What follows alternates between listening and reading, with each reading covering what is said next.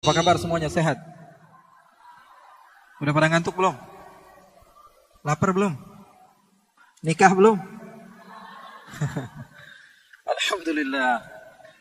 Nahmaduhu wa nasta'inuhu wa nastaghfiruh wa na'udzu billahi min shururi anfusina wa min sayyiati a'malina. Man yahdihillahu fala mudilla lahu wa man yudlil fala hadiya lahu.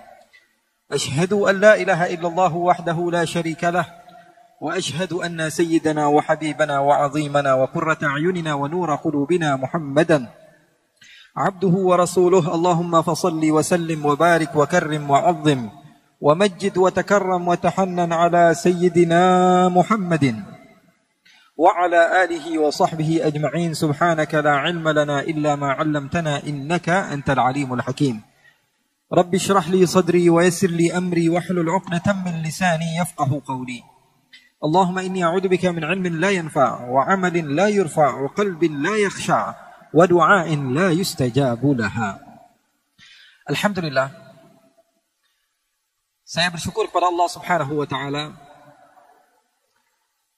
karena Allah Subhanahu wa taala memberikan kesempatan kepada saya untuk duduk bersama kalian semua. Semoga Allah Subhanahu wa taala menjadikan perkumpulan ini adalah perkumpulan yang penuh dengan keberkahan. Allah Subhanahu wa taala tidak mengharamkan kita dari surganya Allah Subhanahu wa taala, dan saya mendapatkan banyak ilmu. Karena beberapa hari yang lalu saya masih di Singapura. Mungkin sekitar 4 hari yang lalu saya di Singapura. 3 hari yang lalu saya di Malaysia. 2 hari yang lalu saya di Palembang. Hari ini saya sudah berada di Semarang, dan besok saya sudah berada di Sumatera lagi. Pelajaran yang saya ambil adalah ketika cinta sudah berbicara, maka semua bisa menjadi nyata. Sahabat-sahabat Muslim dan komunitas-komunitas lain yang ada di Semarang, mereka banyak membantu saya, di antaranya sahabat-sahabat Cahijrah dan lain sebagainya. Banyak membantu saya di dalam berdakwah, seperti di Bandung beberapa waktu yang lalu. Maka panggilan cinta tersebut membawa saya sampai ke Semarang. Alhamdulillah, itu adalah pelajaran yang sangat bermanfaat. Oleh karena itu saya ingin memberitahu kepada kalian, kalau kalian ingin ibadah diterima oleh Allah, maka kuncinya satu. Kunci ibadah adalah apa? Cinta. Kunci ibadah adalah cinta. Tanpa cinta, maka seorang hamba Allah Subhanahu wa taala tidak akan pernah sampai kepada Allah. Maka bohong ketika salah seorang mengatakan bahwa dirinya banyak melakukan ibadah, akan tetapi dia tidak memiliki cinta dari hatinya di dalam beribadah kepada Allah Subhanahu wa taala. Saya teringat seseorang yang bernama Majnun atau Qais bin al-Mulawwah, yang sering diceritakan oleh sebagian orang dengan nama Majnun Laila. Tahu Majnun Laila?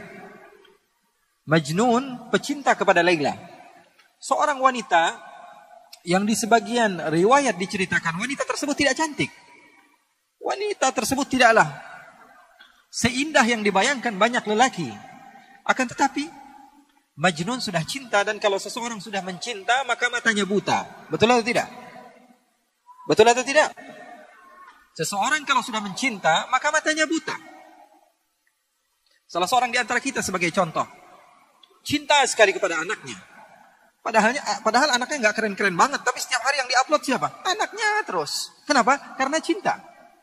Bukan karena keindahan yang dimiliki oleh anaknya. Bahkan terkadang mata seorang ayah dan ibu berbeda dengan mata orang lain. Bagi seorang ayah dan ibu, seakan-akan anak dia adalah anak yang paling terindah yang pernah ada. Padahal di mata orang lain biasa saja. Banyak bayi yang sama. Banyak anak orang yang lebih indah, yang lebih tampan, atau yang lebih handsome, atau lebih cantik daripada anaknya. Betul atau tidak? Itu yang namanya cinta. Cinta sudah membutakan mata. Salah seorang di antara kita mungkin mencintai istrinya, atau istrinya mencintai suaminya, apalagi pengantin baru. Melihat wanita ini, atau wanita melihat laki-laki ngeludah aja dibilang cakep. Waduh, cakep banget cara ngeludahnya. Woi, ngeludah bro. Cara ngeludahnya dibilang cakep. Kenapa? Karena matanya sudah tersihir dengan yang namanya cinta. Cara berjalannya, cara minumnya, cara duduknya, padahal tidak ada beda dengan manusia lainnya. Tapi ketika cinta sudah berbicara, maka semua akan menjadi indah. Begitu juga ketika kalian sudah menjadikan Allah segala-galanya bagi kalian, maka kalian akan mendapatkan kenikmatan di dalam beribadah di jalan Allah. Qais atau Majnun, dia begitu mencintai Laila. Di dalam riwayat, Laila bukanlah wanita yang cantik. wanita yang hitam, wanita yang tidak memiliki rupa yang indah untuk dipandang. Tapi sebagaimana kata Imam Syafi'i, imam kita bersama. Apa kata Imam Syafi'i? Wa 'ainur ridha 'an kulli 'aibin kalilah, walakin 'ainus sukhut tubdil masawiyah. Mata kalau sudah senang kepada sesuatu, maka mata tersebut akan buta. Semua yang dipandang adalah keindahan, walaupun keburukan jadinya indah. Begitu juga mata kalau sudah benci kepada seseorang, mata sudah benci kepada seseorang. Kita nggak suka sama teman kita datang ke masjid, teman yang kita nggak suka, paling kita ngomongnya apa?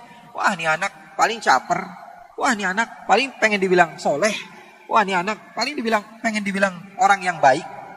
Padahal orang jelas-jelasan datang ke tempat yang baik, tapi karena kita tidak ada cinta kepada dia, tidak ada respect kepada dia, maka yang jadi apa? Hasilnya buruk.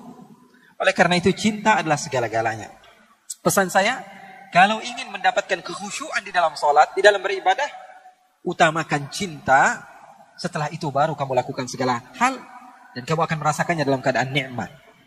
Qais atau Majnun, suatu saat dia berjalan, dan berjumpa beberapa orang yang sedang beribadah, sedang sholat.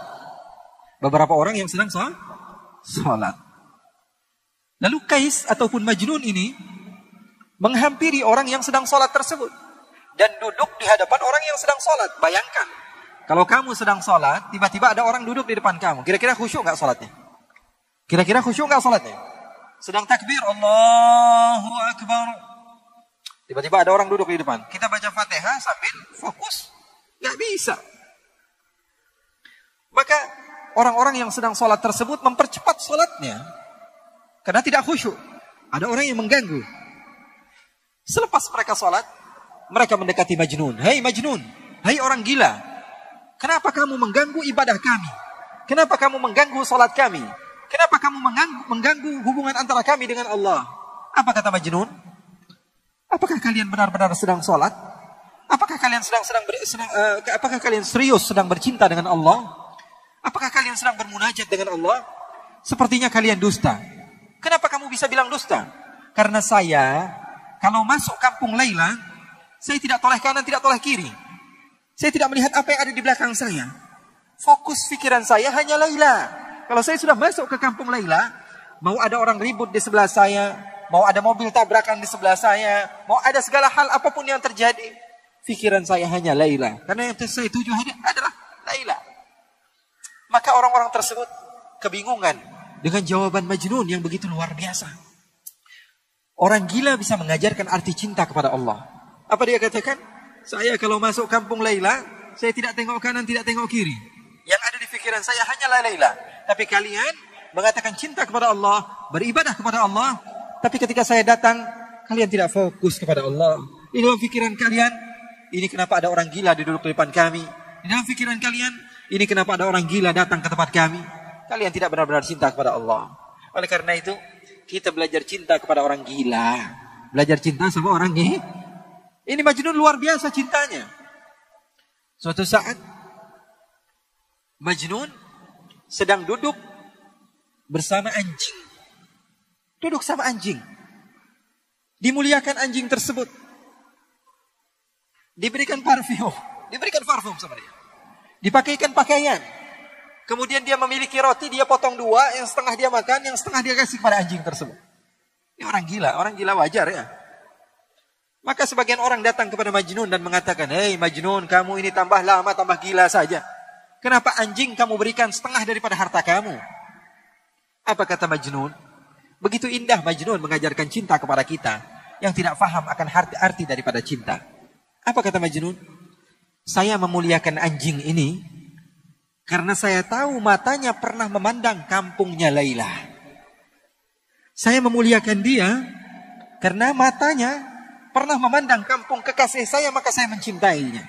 Segala sesuatu yang berhubungan dengan kekasihnya, dia cinta kepadanya. Ini arti daripada cinta. Oleh karena itu ketika kalian mau mengagungkan Allah, mau bertakbir kepada Allah, kalian harus tahu hakikat ucapan kalian itu apa. Saya mengagungkan siapa? Kalau tidak ada cinta, maka pengagungan itu adalah dusta. Kalau tidak ada cinta, maka pengagungan itu adalah dusta, bohong, kizib, dusta. Cinta adalah segala-galanya. Dari cinta mampu seseorang menghasilkan mutaba'ah, pengikutan dan kesabaran. Makanya seorang ulama yang bernama Asy-Syibli, dia dipenjara. Lalu murid-muridnya datang. Apa yang dilakukan murid-muridnya? Membawakan hadiah, membawakan oleh-oleh, membawakan makanan, membawakan minuman, membawakan pakaian. Setelah sampai di lapas, di tempat di mana Al-Imam Asy-Syibli ketika itu ditahan, Al-Imam Asy-Syibli melihat ada batu di sampingnya, dia ambil, dia lempari murid-muridnya. Kemudian setelah dilempari semuanya pergi. Lalu beliau mengatakan, "Lau kuntum ahibbai la sabartum ala balai." Kalian pendusta ketika kalian mengatakan cinta kepadaku. Kalau kalian cinta pasti kalian sabar akan apa yang telah aku lempar kepada kalian. Jadi yang namanya cinta perlu kepada bukti. Dan dengan adanya cinta, maka kamu bisa mengagungkan Allah Subhanahu wa taala. Jadi para ulama mereka berdakwah, mereka mengajarkan kepada umat untuk mengagungkan Allah dengan cinta. Makanya mereka bersatu bersama-sama. Tidak memandang yang satu daripada organisasi ini, daripada organisasi ini. Enggak. Semuanya satu, cinta kepada Allah Subhanahu wa ta'ala. Oleh karena itu, saya berharap 2 hari kalian berkumpul di tempat ini. Atau sebagian sahabat ada yang baru datang, pulang daripada acara ini membawa ilmu. Membawa ilmu, setidaknya satu ilmu, satu poin yang paling penting kalian bawa ke rumah. Menjadikan perubahan bagi diri kalian. Untuk apa kita mengadakan acara-acara seperti ini kalau kalian tidak mendapatkan manfaat? Oleh karena itu setidaknya ada satu hasil, satu poin yang kalian bawa ke rumah kalian. Dari para guru-guru mulia yang sudah berbicara. Itu kalau ngundang satu saja susahnya luar biasa. Ini dikumpulkan semuanya di Semarang. Kerugian bagi kita. Kalau kita tidak mengambil ilmunya. Kalau kita cuma asyik-asyikan saja kumpul sana, kumpul sini. Tidak. Kita ambil ilmu mereka. Wah, saya dapat poin penting dari ustadz ini. Wah, saya dapat poin penting dari Habib ini. Saya akan bawa pulang ke rumah saya. Merubah keadaan saya, keadaan keluarga saya. Oleh karena itu, hal yang ingin saya sampaikan dan tekankan kepada kalian, ketika cinta sudah bersama kalian, cinta kepada Allah, cinta kepada Nabi besar Muhammad SAW, maka yang kalian akan rasakan adalah keindahan di dalam beribadah. Anak kecil saja kalau kita ajarkan, nak, kamu kalau masuk waktu maghrib, kamu harus sholat. Masuk waktu isya, kamu harus sholat. Maka dia sholat. Karena apa? Karena perintah orang tuanya. Kalau orang tuanya sedang lalai, dia tidak sholat. Atau dia sedang asyik dengan gamenya.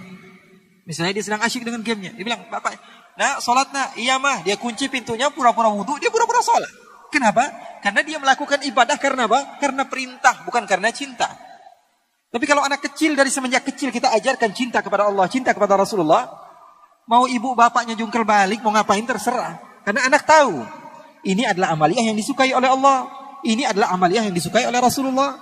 Maka dia akan melakukan, mau diketahui bapaknya, ibunya, sebodoh amat.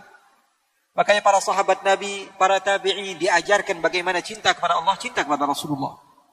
Dan itu yang saya ingin tekankan kepada kalian. Pulang dari tempat ini membawa cinta. Cinta kepada sesama. Kalau di dalam ajaran agama Islam kepada non-muslim pun, kepada orang yang tidak beriman kepada Allah, kita harus mengajarkan kebaikan kepada mereka. Apalagi kepada orang yang beribadah kepada Allah. Karena kita tidak tahu amaliyah yang mana yang membuat kita mendapatkan pahala.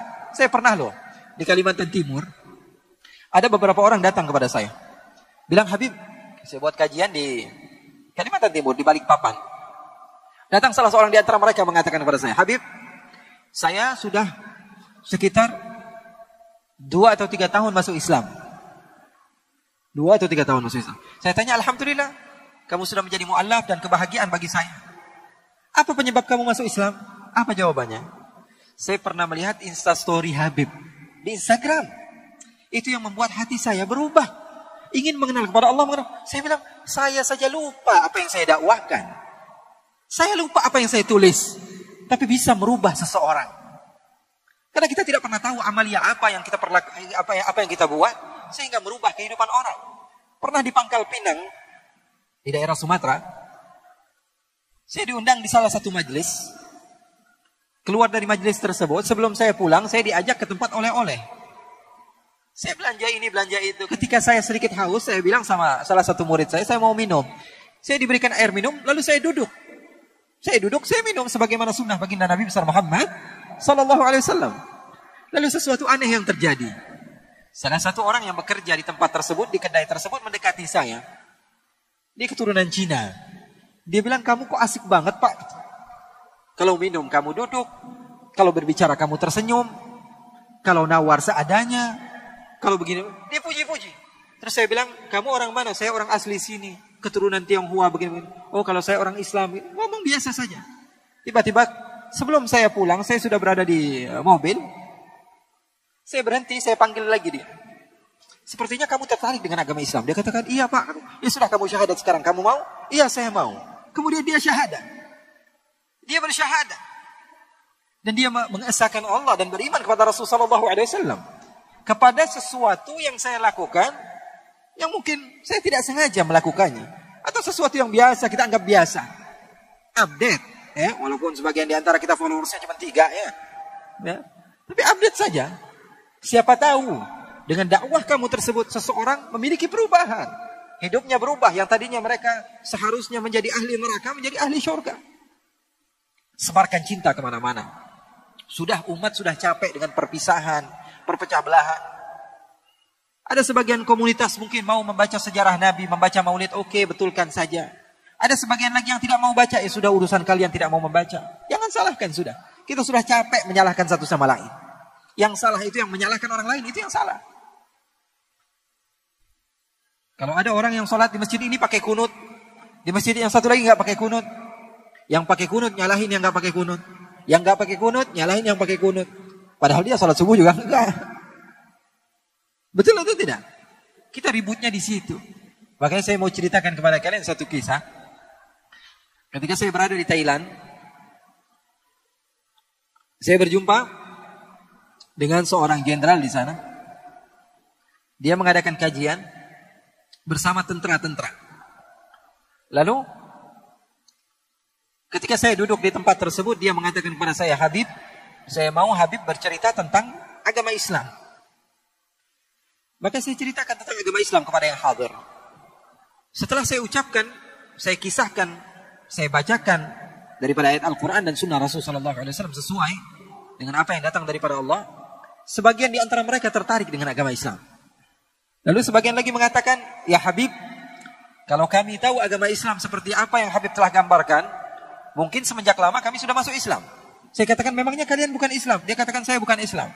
Saya bilang kepada jenderal, wahai jenderal, berarti yang hadir di majelis kita ini banyak bukan orang Islam. Dia tertawa. Dia katakan, Habib, memang saya tipu kamu. Yang hadir ini 70% bukan orang Islam. Kemudian saya katakan, kalau kalian tertarik kepada agama Islam, kenapa kalian tidak masuk Islam? Apa kata mereka? Mereka mengatakan, saya ini sengaja tidak mau masuk Islam karena saya takut agama Islam seperti yang ada di Indonesia. Loh, saya katakan, kenapa kamu takut dengan agama Islam yang ada di Indonesia? Ketika itu mereka mengira saya dari Malaysia, karena waktu itu saya memang lebih aktif di Malaysia. Dan bahasa saya juga bahasa Upin Ipin pada masa itu. Boleh ke? Kak Ros, boleh tak? 5 tahun ke belakang atau 3-4 tahun ke belakang memang saya lebih banyak di Malaysia.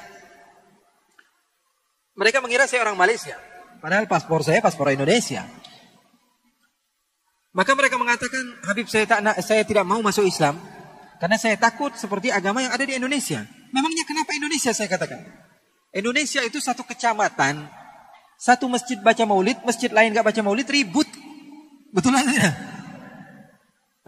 Satu kampung, satu masjid sholat subuh pakai kunut, yang sebelahnya lagi nggak pakai kunut, ribut. Satu desa, yang satu masjid baca tahlil, masjid yang lain nggak baca tahlil, berantem, cekcok, bermusuhan. Apalagi kalau sudah datang bulan Ramadan, formasi sholat tarawih beda-beda nih. Ada yang 4-4-3, ya. Ada yang sholatnya 11 rakaat, ada yang sholatnya 20 rakaat, ada yang sholatnya 36 rakaat. Wah, itu kalau sesama orang Islam saja ribut, apalagi kami yang bukan orang Islam. Kami takut masuk Islam. Maka saya bahagia ketika mendengar ada sebagian orang yang mau mengenal kepada Islam. Tapi di dalam hati kecil saya juga saya bersedih. Kenapa negara saya dicontohnya yang tidak baiknya saja? Maka ketika banyak daripada hamba Allah yang berkumpul di Jakarta, ketika itu sampai berjuta-juta orang, saya bahagia. Kenapa? Karena pada saat itu agama Islam Ditunjukkan agama Islam yang bersatu. Agama Islam dilihat oleh masyarakat luar bahwa sesungguhnya mereka benar-benar bersatu. Oleh karena itu, persatuan tidak akan pernah digapai kalau tidak ada cinta. Betul atau tidak? Balik-baliknya lagi kepada cinta. Begitulah para ulama, mereka mencontoh Rasulullah SAW di dalam berdakwah penuh dengan cinta. Saya punya guru bercerita bahwa suatu saat dia pernah ikut kepada gurunya. Gurunya bernama Al-Habib Abdul Qadir bin Ahmad As-Saqqaf. Namanya Habib Abdul Qadir. Habib Abdul Qadir ini ulama besar. Tinggalnya di Jeddah di Saudi Arabia. Satu waktu beliau berdakwah di satu tempat bersama guru saya tersebut. Guru saya duduk di belakang, Habib Abdul Qadir duduk di depan. Diundang makan di satu tempat. Orang yang muhibbin, pecinta kepada ulama, mengundang mereka untuk datang ke rumahnya. Maka Al-Habib Abdul Qadir menerima undangan tersebut. Dengarkan kisah ini, kisah menarik. Kisah yang menunjukkan kepada kita bagaimana para ulama di dalam berdakwah di jalan Allah. Maka ketika Al-Habib Abdul Qadir bin Ahmad diundang ke tempat tersebut, beliau datang. Menerima undangan tersebut. Beliau tidak pilih-pilih, yang ini orang kaya, yang ini orang miskin, yang ini orangnya beruang, yang ini tidak beruang. Ya. Nggak lihat-lihat, yang ini beruang atau bukan beruang, nggak dilihat. Maka beliau datang. Beliau menghampiri rumah tersebut, dibukakan oleh sahibul bait. Beliau turun, beliau makan, beliau memberikan tausiah di tempat tersebut. Membacakan ayat Al-Quran, membacakan hadis-hadis baginda Rasulullah SAW. Selepas makan siang tersebut, beliau pun izin pulang. Habib Abdul Qadir izin pulang. Guru saya ikut di belakang, pegangkan tasnya Habib Abdul Qadir. Maka setelah pulang, Habib Abdul Qadir diantar ke mobilnya. Guru saya lebih dahulu duduk di belakang bersama salah satu temannya dan supir. Di depan Al-Habib Abdul Qadir sebelum beliau duduk, sebagaimana biasa tuan rumah memuliakan tamu, beliau bukakan pintu mobilnya. Habib Abdul Qadir masuk lalu ditutup oleh sahibul bait. Ditutup. Habib Abdul Qadir berterima kasih banyak sudah mengundang kami, sudah mengajak kami makan. Kata sahibul bait, alhamdulillah Habib, menangis. Salah satu daripada keturunan Rasulullah bisa masuk ke rumahnya. Menangis. Salah seorang daripada ulama Allah Subhanahu wa taala bisa diundang di rumahnya. Maka terima kasih Habib sudah bisa datang ke tempat kami. Saya bahagia mendapatkan ilmu langsung dari cucunya Rasulullah, dari penerus perjuangan Rasulullah. Maka Habib Abdul Qadir mengucapkan salam lalu berjalan. Setelah beberapa kilo, guru saya bercerita, setelah beberapa kilo dari perjalanan tersebut, Habib Abdul Qadir bertanya kepada guru saya, wahai Ali, kira-kira kalau kita berhenti di sini, sahibul bait masih ngelihat apa enggak? Kata guru saya tadi, enggak wahai Habib, ini sudah berapa kilo kita berjalan. Ya sudah, sekarang kamu turun dari mobil, bukakan lagi pintunya. Kemudian berhenti di pinggir jalan, bingung. Guru saya bingung, lalu dia turun dari tempat tersebut. Lalu dibukakan pintu, ternyata salah satu daripada jari Habib Abdul Qadir terjepit di pintu mobil. Banyak darah di pintu tersebut. Lalu menangis guru saya mengatakan, Habib kenapa kamu tidak bilang dari awal? Kalau tangan kamu terjepit, apa jawaban indah dari seorang pecinta di dalam berdakwah? Dia katakan, kalau saya buka dari awal, sahibul bait yang tadinya senang menjamu saya, akhirnya merasa sedih karena telah menyakiti diri saya. Maka sengaja saya ajarkan rahmah kepada murid-murid saya bahwa sesungguhnya ajaran agama Islam seperti itu. Dibukakan pintunya, ternyata tangannya semuanya berdarah.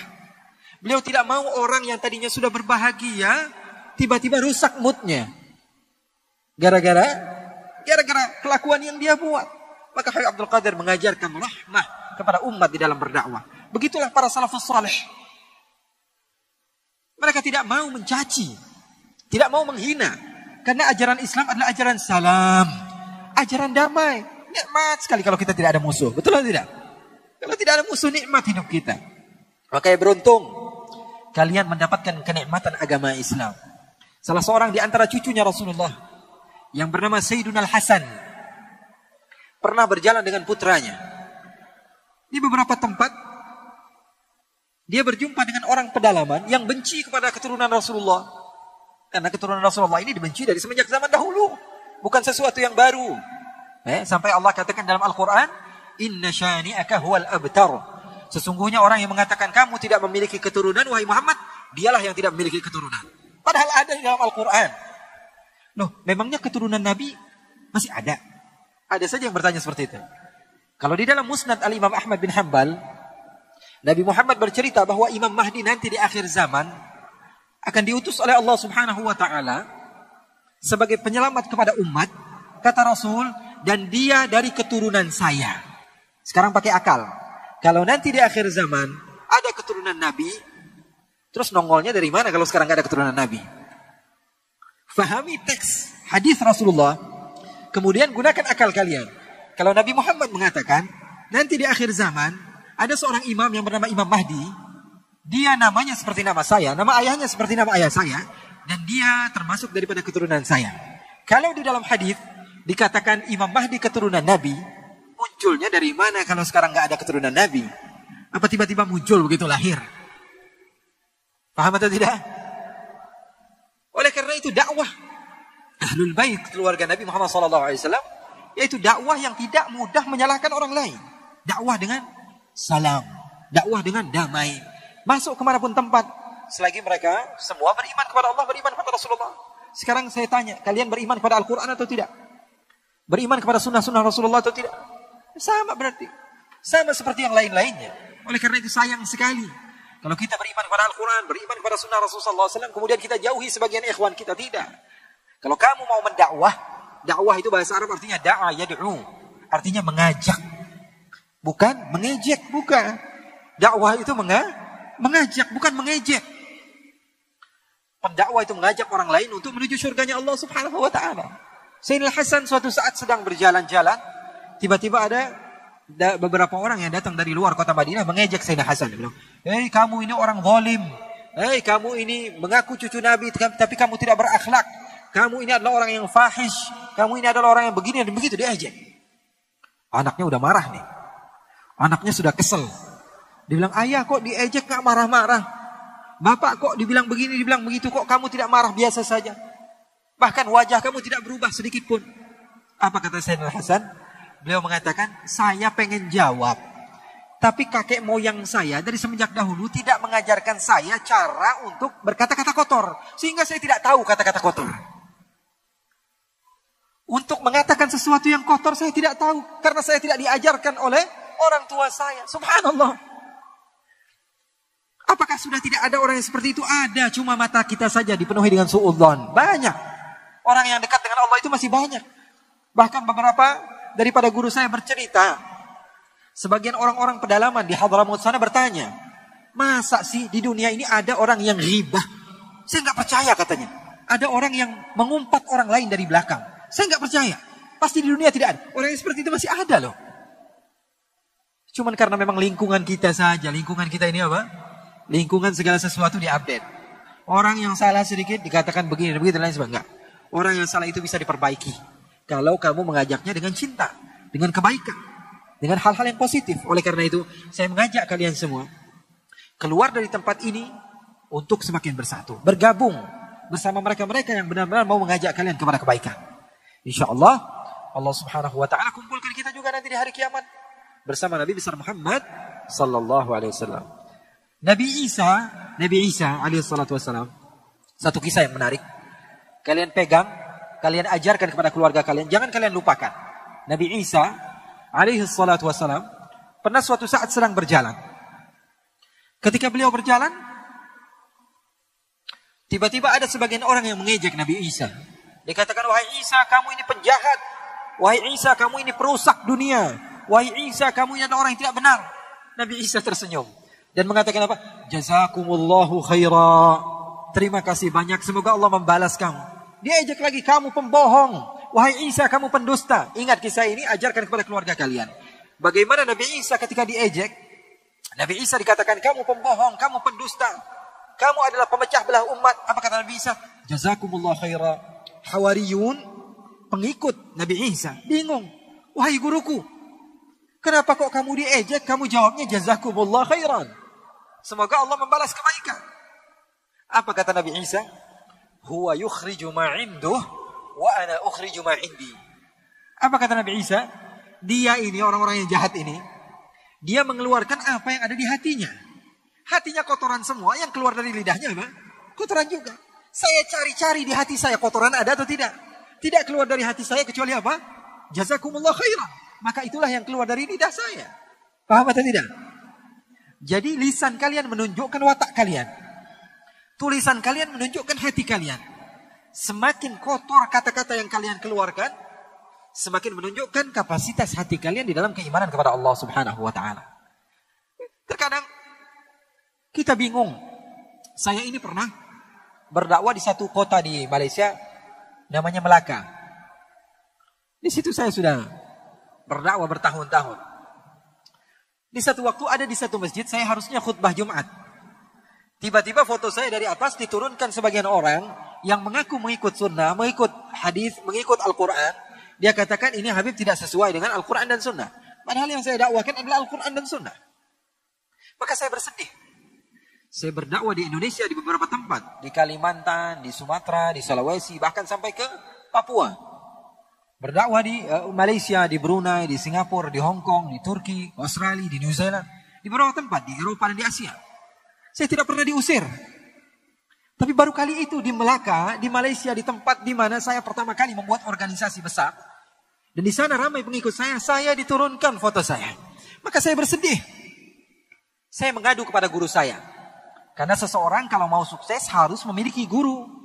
Tidak ada orang yang sukses tanpa guru. Nggak ada. Langsung ikut Al-Quran, ikut sunnah. Nggak ada.